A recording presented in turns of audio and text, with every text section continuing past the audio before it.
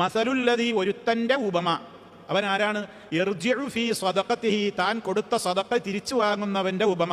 കമസലിൽ കൽബി, ഒരു നായയുടെ ഉപമയെ പോലെയാണ്, നായയെ പോലെയാണ്.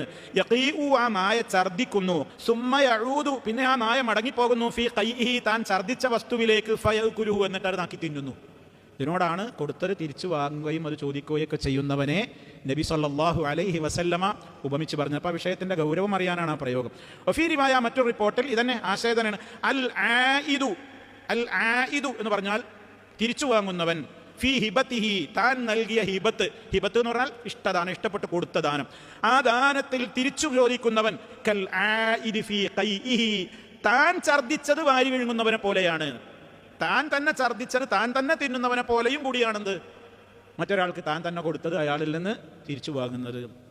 അപ്പം അത് ഇസ്ലാമിക് സൊസൈറ്റിയിൽ വളരെയേറെ ശ്രദ്ധിക്കേണ്ടുന്നൊരു കാര്യമാണ്. സമൂഹത്തിൽ ഇതൊക്കെ നടക്കുന്നുണ്ട്.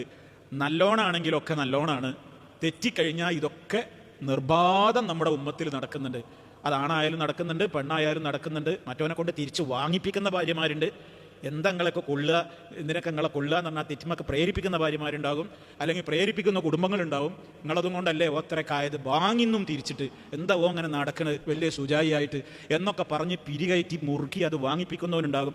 എല്ലാവരും ഇതിൽ പങ്കാളികളാകും. ഇത് പാടില്ലാത്ത സംഗതി. അത് കൊടുത്തു, ഇനി അവൻ അതിനെതിരെ വല്ലതും ചെയ്യണം, അവൻ പഠിച്ചോന്നിട്ട് ആയിക്കോട്ടെ എന്നല്ലാതെ ഇനി അത് ഞാൻ തിരിച്ചു വാങ്ങിയിട്ട് എത്രത്തോളം ഇനി വാങ്ങണ്ട. അതിൻ്റെ പേരിൽ ഒരാളോട് അതിങ്ങനെ ഇടയ്ക്കിടയ്ക്ക് അയാളങ്ങനെ പറയുന്നത് പോലും ഇസ്ലാം വിലക്കിയിട്ടില്ലേ? നമ്മൾ കൊടുത്ത സ്വതക്ക ബാത്തിലാവുന്നല്ലേ പറഞ്ഞത്.